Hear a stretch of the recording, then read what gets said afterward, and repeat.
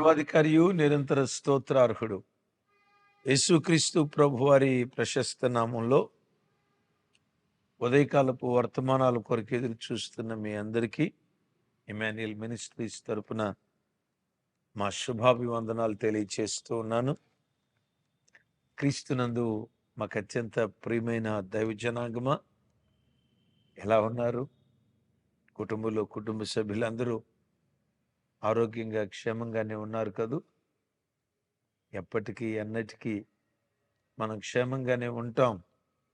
కారణం మన ఆరాధ్య దైవం మన క్షేమానికి ఆధారుడు. క్షేమానికి ఆధారుడైన ఆ దేవుణ్ణే నీవు ఆశ్రయించిన తర్వాత ఆ దేవుడు నీకు క్షేమం ఇవ్వకపోతే ఇంకెవరికి క్షేమం ఇస్తారు? కలవరపడకు, ఎప్పటికీ ఎన్నటికీ మనం క్షేమంగానే ఉంటాం. కృపాక్షేమాలే నిన్ను, మీ కుటుంబాలను, మన కుటుంబాలను వెంబడించునుగాక. మంచిది తమ్ముడు, చెల్లి, ఈ ఉదయకాలపు వర్తమానం కొరకు ఎదురు చూస్తున్న ప్రియ అక్క, ప్రియ తల్లి, ప్రియ అన్న, ఈ ఉదయం లేచి ప్రార్థన చేసుకున్నారా? వాక్యం చదువుకున్నారా? గడిచిన రాత్రి కుటుంబ ప్రార్థన జరిగిందా? ఒకవేళ ఈరోజు ఇంకా లేచి ప్రార్థన చేసుకోకపోతే కనీసం కొద్దిసేపు అయినా దేవుని సన్నిధిలో గడిపి, ఆయన సన్నిధిలో గడిపిన తర్వాతే గడప దాటి మీ అడుగు బయటికి వేయాలని ఒక అన్నగా, ఒక ఆత్మీయ తండ్రిగా క్రీస్తు ప్రేమను బట్టి మిమ్మల్ని బ్రతిమలాడుకుంటూ ఉన్నాను. ఈ రాత్రి తప్పకుండా కుటుంబ ప్రార్థన చేసుకోండి. ప్రాముఖ్యంగా ఈరోజు రేపు ఏలూరు దగ్గర దుగ్గిరాల అనే ప్రాంతానికి నేను వస్తూ ఉన్నాను. మిమ్మల్ని అందరినీ, ఆ ప్రాంతానికి చెందిన వారిని అందరినీ ప్రేమతో ఆహ్వానిస్తూ ఉన్నాను. శనివారం రాత్రి ప్రగతి నగర్లో మీటింగ్ ఉంది. అలాగే వచ్చే వారం 26, 27, 28 తారీఖుల్లో 3 దినాలు మదనపల్లిలో మన ఆత్మీయ తండ్రి దైవజనులు రాజశేఖరయ్య గారి పరిచర్యలో మీటింగ్స్ ఉన్నాయి. నేను, దైవ సేవకురాలు, మేమందరం సేవకులందరం అక్కడికి వస్తున్నాం. లైవ్ చూస్తున్న మీలో ఎవరైనా చిత్తూరు జిల్లా వారు ఉంటే మిమ్మల్ని అందరినీ ప్రేమపూర్వకంగా ఆహ్వానిస్తున్నాం. దూర ప్రాంతాల్లో ఉన్న వారిని కూడా ప్రేమపూర్వకంగా ఆహ్వానిస్తున్నాం. ప్రార్థించండి, పాలు పంపులు పొందండి. మంచిది. ఈ దినం పరిశుద్ధాత్మ దేవుడు మనందరి కొరకు సిద్ధపరిచిన ఓ దివ్యమైన వర్తమానం. తిమోతీయులకు రాసిన మొదటి పత్రిక 17వ వచనం, 6వ అధ్యాయం. ఇహమందు ధనవంతులైన వారు గర్విష్ఠులు కాక, అస్థిరమైన ధనము యందు నమ్మిక ఉంచుక, సుఖముగా అనుభవించుటకు సమస్తమును మనకు ధారాళముగా దయచేయు దేవుని యందే నమ్మిక ఉంచుడని ఆజ్ఞాపించుము. నమ్మిక. ఈరోజు టైటిల్ చూశారు కదా, యేసు నా నమ్మిక నీవే. బా, ఆ మాట హృదయాన్ని తులుస్తున్నట్లుంది. యేసు నా నమ్మిక నీవే. ఆమేన్. లోకంలో ప్రతి మనిషి దేన్నో ఒకదాన్ని నమ్ముకొని బ్రతుకుతాడు. ప్రాముఖ్యంగా ఈ దినాల్లో ప్రజల నమ్మకం అంతా డబ్బు మీదే. డబ్బు అనే జబ్బు గబ్బు మనుషులను ఆవరించింది. డబ్బు గబ్బు అని నేను అనలేను, కానీ డబ్బు అనే జబ్బు మనుషుల్ని ఎక్కువగా ఏలుబడి చేస్తాం. నేను అప్పుడప్పుడు చెప్తా కదా, మనుషుని గుండె ఒకప్పుడు లబ్డప్ లబ్డప్ లబ్డప్ అనేదట. ఈ కాలంలో ఏ మనిషి గుండె చూసినా లబ్డప్ మర్చిపోయి ప్రతి గుండె డబ్బు డబ్బు డబ్బు డబ్బు డబ్బు డబ్బు డబ్బు డబ్బు లబ్ మర్చిపోయిందట. డబ్బు డబ్బు డబ్బు డబ్బు. 24 గంటలు ఎవరిని గూర్చి ఎవరి సంభాషణ విన్నా డబ్బును గూర్చిన సంభాషణే ఎక్కువ ఉంటుంది. మీ అబ్బాయి జీతం ఎంత? మీ ఆయన జీతం ఎంత? మీ అమ్మాయి జీతం ఎంత? 2 లకారాలా 3 లకారాలా? లకారం అంటే 1,00,000. చూడండి, ఎక్కడ కూర్చున్న డబ్బును కూర్చున్న ప్రస్తావనే. డబ్బు అవసరం లేదా? అవసరమే. అయితే డబ్బు మీద నమ్మకం ఉంచొద్దు. ఇక్కడ భక్తుడు అంటాడు, తిమోతి, యహమందు ధనవంతులైన వారు గర్విష్ఠులు కాక అంటాడు. ధనవంతులు అవటం తప్పు కాదు, కానీ ధనంలో ఒక ప్రమాదం ఉంది. చెప్పంటారా? ధనం కలిగిన వాడు గర్వించడానికి అవకాశం. ధనంలో ఎంతో కొంత గర్వం దాగి ఉంటుంది. అలాగని ధనవంతులందరూ గర్విష్ఠులని కాదు, పేదలందరూ దీనులని కాదు. పేద స్థితిలో ఉన్న వారిలో కూడా గర్వం కలిగిన వాళ్ళు ఉన్నారు. అంటారు కదా, వాడికి తినటానికి తికాణం లేదు కానీ అబ్బా గర్వం టన్నులు టన్నులు ఉందయ్యా వాడికి అని అంటారు. అమ్మో వాడికి ఏమీ లేదు కానీ అంటారు కదా, ఏమీ లేని ఇస్తరాకే ఎగిరెగిరి పడిద్ది అంటారు. అట్లాగని పేదలందరూ దీనులనేం కాదు, పేద స్థితిలో ఉండి కూడా గర్వించే వాళ్ళు ఉన్నారు. అయితే ఒకటి, ధనిక స్థితిలో ఉన్న వాళ్ళందరూ గర్విస్తారని కాదు, కానీ ధనిక స్థితి ఒకడు గర్వించటానికి కారణమవుతుంది. ఓ మాట, 2 వీలరు 70 స్పీడ్తో ఒక ఆయన వెళ్తాడు, 40 స్పీడ్తో ఇంకొక ఆయన వెళ్తాడు. ఈ 2 వాహనాల్లో యాక్సిడెంట్ ఎక్కువ అవటానికి అవకాశం దేనికి ఉంటుంది? 70 స్పీడ్తో వెళ్ళేవాడు కదా. అలాగని 40 స్పీడ్తో వెళ్ళేవాడికి యాక్సిడెంటే జరగదు అంటానికి లేదు. 40 స్పీడ్లో వెళ్ళినా కొన్నిసార్లు అవుతుంది, కానీ ఎక్కువ శాతం దేనికి అవకాశం ఉంది? అలాగే బిడ్లరా, డబ్బు అధికమయ్యే కొద్దీ మనిషిలో గర్వం ప్రవేశించే అవకాశం ఉంటుంది. గర్వమే కాదు, డబ్బు చాలాసార్లు అనేక రకాలైన పాపాలు మనిషిలో ఏలుబడి చేయటానికి అవకాశం ఉంటుంది. బైబిల్లో చూస్తాం కదా, కొంతమంది రాజులు స్థిరపడిన తర్వాత గర్వించి చెడిపోయారు.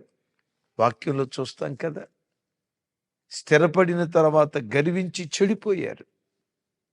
బిడ్డ, జీవితంలో దేవుడు నీకు ధనం ఇస్తే ధనాన్ని బట్టి గర్వించకు, ధనం మీద నమ్మకం ఉంచుకో. ధనాన్ని బట్టి గర్వించక, ఆ ధనం ఏ దేవుడు అనుగ్రహించాడో ఆ దేవుడే నీ బ్రతుకులో నీ అతిశయమై ఉండునుగాక. ఆమేన్. రెండవది, ధనం మీద నమ్మిక ఉంచొద్దు. ఎందుకు? ధనం శాశ్వతం కాదు.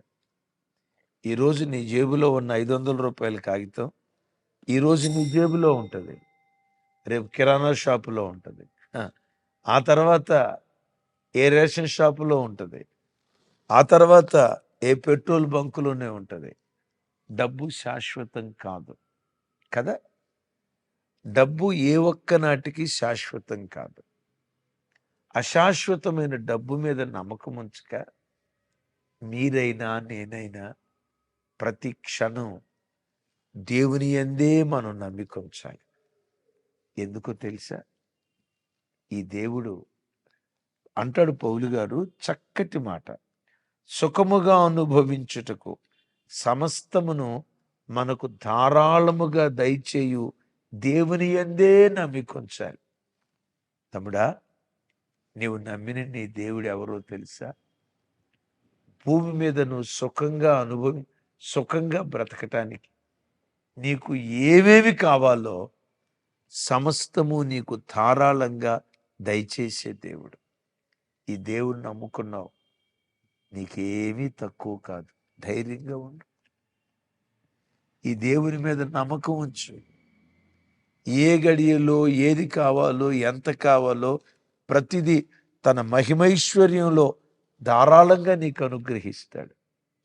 సుఖంగా నువ్వు బ్రతకటానికి సమస్తాన్ని ధారాళంగా దయచేసే దేవుని మీద నువ్వు నమ్మికుంచు. నీ నమ్మిక దేవుడే అయితే, ధనం కాకుండా, బలం కాకుండా, జనం కాకుండా, నీ నమ్మిక దేవుడే అయితే సమస్తము ఈ దేవుడు ధారాళంగా నీకు దయచేయునుగాక. ఆమేన్. ఈ దేవుడు పౌలు గారి మాటల్లో చూస్తే ఓ చక్కటి మాట ఇదే అధ్యాయంలో అంటాడు. 6వ అధ్యాయం 13వ వచనం, అలాగే 15వ వచనం ప్రారంభం, 13వ వచనం. సమస్తమునకును జీవాధారకుడైన దేవుని ఎదుట. ఎవరట ఈ దేవుడు? సమస్తమునకును జీవాధారకుడు అంటే జీవానికి ఆధారుడు. జీవానికైనా జీవనానికైనా ఈ దేవుడు ఆధారుడు. అందుకని దేవుడు అంటాడు కదా, నా వలననే నీవు బ్రతుకుదు, నా వలననే నీవు దీర్ఘాయుష్మంతుడు అవుతావు. తమ్ముడా, ఈ దేవుడు నిన్ను జీవింపచేసేవాడు. భక్తికి భుక్తికి కావలసిన ప్రతిదీ నీకు అనుగ్రహించేవాడు. ఎంత గొప్ప దేవుడు నీకుండగా ఎందుకు కలవరపడుతున్నావు? ఈ పిల్లల ఫీజు ఎట్లా కట్టాలి? ఈ కూతురు పెళ్ళి ఎట్లా చేయాలి? అయ్యో, ఈ ఉద్యోగం పోతే నా కుటుంబాన్ని ఎలా నడిపించుకోవాలి? ఉద్యోగం కాదు నీ జీవాధారం. నీవు ఆరాధించే నీ ఆరాధ్య దైవం యేసు క్రీస్తు వారు జీవాధారకుడు, నీ జీవానికి ఆధారుడాయన. ఆమేన్. ఈ జీవాధారుడైన యేసు క్రీస్తు వారు ఎట్టివారో 15వ వచనంలో అంటాడు, శ్రీమంతుడును అద్వితీయుడునగు సర్వాధిపతి యుక్త కాలమందు. చూడండి, శ్రీమంతుడు అంటాడు. ఎవరు నీ దేవుడు చెప్పు? నేనంట ఆగర్భ శ్రీమంతుడు. ఆకాశం ఆయనది, భూమి ఆయనది, పర్వతాలు ఆయనవి, వెండి బంగారం, పర్వతాలు, పశువులు సమస్తము నీ దేవునివి. ఎవరైనా శ్రీమంతుడుగు దేవుడు. ఆమేన్. నువ్వెవరిని నమ్ముకున్నావు? నువ్వు నమ్ముకున్న నీ దేవుడు ఎవరు? శ్రీమంతుడు. ఆమేన్. ఈ శ్రీమంతుడు భూమి మీద నువ్వు సుఖంగా బ్రతకటానికి నీకేమేం కావాలో సమస్తము ధారాళంగా దయచేస్తాడు. ఆమేన్. మరొక్కసారి ఆమేన్. నిజమే. ఏలియాతో అంటాడు, కేరీతు వాగు దగ్గరికి వెళ్ళు. అరే, పట్టణంలో ఉన్న రాజుకే ఆహారం దొరకట్లేదండి, పట్టణంలో ఉన్న ప్రజలకే ఆహారం దొరకట్లేదండి, పావురపు రెట్టను వండుకొని తింటున్నారండి. అలాంటి భయంకరమైన కరువు దినాల్లో నువ్వు కేరీతు వాగు దగ్గరికి వెళ్ళు, కాకోలం చేత నేను ఆహారం పంపిస్తా అంటాడు. వేడి చేత, కాకోలం చేత దేవుని మాట పట్టుకుని వెళ్ళాడండి. ప్రతి ఉదయం, ప్రతి సాయంత్రం రొట్టె మాంసం టంచనగా, ప్రతి ఉదయం ప్రతి సాయంత్రం. తమ్ముడా, ఇంట్లో నీ భార్య అయినా, ఇంట్లో నీవు కట్టుకున్న నీ భార్య అయినా ఎంత ఫంక్చువాలిటీగా నీకు వండి పెట్టిద్దో లేదో నాకు తెలియదు. పాపం కొంతమంది అక్కోళ్ళు ఉంటారు, ఉదయం పెట్టాల్సిన టిఫిన్ మధ్యాహ్నం పెడతారా? మధ్యాహ్నం పెట్టాల్సిన భోజనం సాయంత్రం పెడతారా? రాత్రిపూట పెట్టాల్సిన భోజనం మధ్యరాత్రి పెడతారు. మనోడు టైం తప్పి టైం తినే మధ్యప్రదేశ్ ఉందో చూసారా? గొడుగొచ్చినట్టు బయటకు వస్తుంది. మధ్యప్రదేశ్ అంటే పొట్ట గొడుగొచ్చినట్టు వచ్చేస్తుంది. అట్లాగని సహోదరులు అందరూ అట్లా ఉంటారని నేను చెప్పను. ఈ కాకి ఉందో చూసారా? ప్రతి ఉదయం రొట్టె మాంసం, అది వేడి వేడి రొట్టె, సద్యాన్నం కాదు, వేడి వేడి రొట్టె. ఆ కాకి రావటం ఏలియాకి విచిత్రం చూడండి. అసలు కాకుండే బుద్ధి పెట్టే బుద్ధి, మన చేతిలో ఉన్నదాన్ని లాక్కొని పోయే బుద్ధి. చెప్పాలి. కాకి కొన్న బుద్ధి మన చేతిలో ఉన్నది లాక్కొని పోద్ది, పెట్టే బుద్ధి కాకి ఉండదు. నీ దేవుడు ఎవరో తెలుసా? ఆయన మీద నువ్వు నమ్మకం ఉంచితే సహాయం దొరకదు అని అనుకున్న గడ్డు స్థితిలో కూడా ఆశ్చర్యకరమైన సహాయం పంపిస్తాడు. భూమి మీద ఏలియా సుఖంగా బ్రతకటానికి సమస్తము ధారాళంగా దేవుడిచ్చాడు. చెల్లి, ఏలియా దేవుడే నీ దేవుడు. ఆమేన్. తమ్ముడా, ఏలియా దేవుడే నీ దేవుడు. దేని గురించి చింతిస్తూ నిరాశ నిస్పృహతలతో కృంగిపోయావో, ఏలియాకి ఆశ్చర్యకరంగా సహాయం పంపిన దేవుడు నీ బ్రతుకులో కూడా సహాయం నిశ్చయంగా పంపునుగాక. చెప్దాం ఆమేనని. ఆమేన్. ఈ మధ్య మెదక్ ప్రాంతంలో మనం మందిరం కొరకు స్థలం తీసుకున్నాం. ఓ 20 లక్షల రూపాయలు కట్టాలి. అక్టోబర్ నెల 2nd సండే మంగళవారం రిజిస్ట్రేషన్ ఏర్పాటు చేసుకున్నాం. చెప్పాను. అయితే 23 లక్షల రూపాయలు ఏమో కావాలి. మా దగ్గర 10 లక్షలు మాత్రమే ఉన్నాయి. రేపు మంగళవారం కట్టాలి. అయితే ఒకటి, ఈ దేవుడు సుఖంగా అనుభవించడానికి సమస్తం ధారాళంగా ఇస్తాడు. ఎప్పుడు ఏది పంపించాలో ఆశ్చర్యకరంగా పంపిస్తాడు. నమ్మిక ఏదైనా ఉందంటే దేవుని మీదే. ప్రభా, ఎలా మానవ రీతిగా ఒక ఆలోచన వచ్చినా ఆదివారం అయిపోయిందండి. ఇక సోమవారం ఆ కానుకల బాక్స్ తీస్తే ఒకే వ్యక్తి ఆ కానుకల పెట్టెలో 11,50,000 రూపాయలు కానుకేశాడండి. ఈ రోజుకి ఆ వేసిన ఆయన ఎవరో, ఆయన పేరేంటో, ఆ వివరాలు ఈ రోజుకి తెలియదండి. 11,50,000 రూపాయలు. ఆ మెదక్ స్థలం కొరకు ఎంత కావాలో దానికి మించి దేవుడిచ్చేసాడు. ఇలా చెప్పుకుంటూ పోతే 1 కాదు 2 కాదు. తమ్ముడా, ఇమాన్యుయల్ మినిస్ట్రీస్ దేవుడే నీ దేవుడు. ఏలియా దేవుడే నీ దేవుడు. నీకేది తక్కువ కాదు. దేని గురించి నువ్వు కలవరపడుతున్నావో, ఈ దేవుడు భూమి మీద నువ్వు సుఖంగా బ్రతకటానికి సమస్తాన్ని ధారాళంగా దయచేసేవాడు. ఏ సమయంలో ఎప్పుడు ఏది ఎంత ఇవ్వాలో తప్పకుండా దయగలిగిన దేవుడు నీకు అనుగ్రహిస్తాడు. నీ నమ్మిక నీ బలం కాదు, నీ ధనం కాదు, నీ జనం కాదు, నీ కులం కాదు, నీ ఉద్యోగం కాదు, నీ వ్యాపారం కాదు. యేసే నీ నమ్మిక యుండునుగాక. అద్భుతం. అబ్రహాము మెసొపొతేమియా ప్రాంతాన్ని విడిచిపెట్టి దేవుని మాట పట్టుకొని కనాను ప్రాంతానికి బయలుదేరాడు. మీకు తెలుసు, మెసొపొతేమియా పురాతన నాగరికత. అప్పటికే అబ్రహాము మెసొపొతేమియాలో మంచి కట్టడాలు సంపన్న స్థితిలో ఉండేవాడట. కానీ దేవుని మాట పట్టుకొని కనాను దేశానికి వచ్చాడు. చరిత్రకారులు చెప్తారు, కనాను దేశానికి వచ్చేటప్పుడు 2 గాడిదలతో వచ్చాడట. అదే అబ్రహాము యొక్క ఆస్తి. సమస్తం కోల్పోయి ఒట్టి చేతులతో, అంటే కోల్పోయి అంటే విడిచిపెట్టి కనాను దేశానికి వచ్చాడు. ప్రారంభంలో చెట్టు కింద కాపురం ఉన్నాడు. అద్భుతం తెలుసా?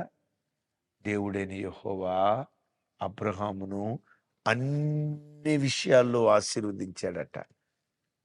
ఎంట పుట్టిన దాసులే 318 మంది ఉన్నారట. విచిత్రం. ఎంట పుట్టిన దాసులు అంటే వాళ్ళ తల్లిదండ్రులు అబ్రహాం ఇంట్లో పనిచేశారు. వాళ్ళు పనిచేసి కాపురం చేస్తున్నప్పుడు వాళ్ళకు పుట్టిన పిల్లలే 318 మంది. అరే, ఎంట పుట్టిన వాళ్ళే 318 మంది ఉన్నారంటే ఎంట పని చేసే వాళ్ళ తల్లిదండ్రులు ఎంతమంది ఉండొచ్చు? చరిత్రకారులు చెప్తారు, 2,000 మంది పని వాళ్ళు అబ్రహాము ఇంటుండేవాళ్ళట. అన్ని విషయాల్లో అబ్రహామును దేవుడైన యెహోవా ఆశీర్వదించాడు, యోబును ఆశీర్వదించాడు. తమ్ముడా, సుఖంగా నువ్వు బ్రతకటానికి ఏది కావాలో దేవుడు దయచేస్తాడు. ఒకేసారి ఇవ్వడు, ఏ సమయంలో ఇవ్వాలో తప్పకుండా దేవుడు నీకు అనుగ్రహిస్తాడు. ఈ గొప్ప దేవుడిని నువ్వు నమ్ముకున్నావు, శ్రీమంతుడు. ఎవరి దేవుడు? జీవాధారకుడైన దేవుడు. ఎవరి దేవుడు? సమస్తము ధారాళంగా ఇచ్చే దేవుడు. నేనంట, నీకెందుకేవాడు? ఇస్తాడు. టైం ఉంది, ఇస్తాడు. ఈ దేవుడు ఎవరు? తన ఏకైక కుమారుణ్ణి నీకివ్వటానికి వెనుతీయనివాడు. ఏమండే, నీ పిల్లల కంటే నీకు ఎక్కువెవరు? నీ పిల్లల్ని ఇవ్వటానికి కూడా నువ్వు ఇష్టపడ్డావంటే దాని అర్థం ఏదైనా ఇష్టపడటానికి, ఏదైనా ఇవ్వటానికి నువ్వు సిద్ధపడ్డట్లే కదా. పరలోకపు తండ్రి తన ప్రియకుమారుడు యేసుక్రీస్తు వారిని మన కొరకు ఇవ్వటానికి ఆయన వెనుతీయలా. తన కుమారుణ్ణే మనకు అనుగ్రహించిన వాడు. భూమి మీద నీకు కావలసిన చక్కటి ఉద్యోగం ఇవ్వడా? ఇస్తాడు. నమ్ము. నీ పిల్లల వివాహాన్ని దేవుడు చేయడా? చేస్తాడు. నమ్ము. ఓ సొంత చక్కటి గృహం దేవుడు నీకు ఇవ్వడా? ఇస్తాడు. అనుభవిస్తున్న అప్పుల బంధకాలు దేవుడు తెంచడా? తప్పకుండా తెంచుతాడు. దేని కొరకు నువ్వు ఏడుస్తున్నావో దాని విషయమై నాట్యమాడే దినాలు దేవుడు నిశ్చయంగా నీకు అనుగ్రహించునుగాక. ఆమేన్. నీకేది తక్కువ కాదు. సుఖంగా బ్రతకటానికి సమస్తము దేవుడు ఇస్తాడు. ఆయనే నీ నమ్మికై ఉండాలి. యేసు, నీవే నా నమ్మిక. అట్టి కృప దేవుడు మనకు దయచేయునుగాక. చిన్న ప్రార్థన చేస్తాను. సర్వశక్తి గల తండ్రి, మా బ్రతుకులో మీరే మా నమ్మికై ఉండాలి. జనం కాదు, ధనం కాదు, కులం కాదు, బలం కాదు. నీవే మా నమ్మిక, నీవే మా నమ్మిక. అయ్యా, మీ మీద ఆధారపడి మేము ఒక్కొక్కరు బ్రతుకున్నట్లుగా మా ఒక్కొక్కరిని బలపరచమని ప్రార్థన చేస్తున్నాను. నా చేతులెత్తి నీ ప్రజలను దీవిస్తూ బిడ్డల ప్రయాణాల్లో కాపుదల దయచేయి, ఉద్యోగ స్థలాల్లో భద్రత దయచేయి ప్రభు. ఒక్కొక్క కుటుంబం చుట్టూత రక్తపు కంచువే. చేతులెత్తి నీ ప్రజలను దీవిస్తూ యేసు నామం పేరిట ప్రార్థించి స్తుతించి పొంది ఉన్నాం తండ్రి. తండ్రి అయిన దేవుని ప్రేమ, కుమారుడైన యేసుక్రీస్తు వారి దివ్య కృప, పరిశుద్ధాత్మ దేవుని సహవాసం మనకు సకల పరిశుద్ధులకు సదా తోడయుండి నడిపించునుగాక. ఆమేన్, ఆమేన్, ఆమేన్. Thank you.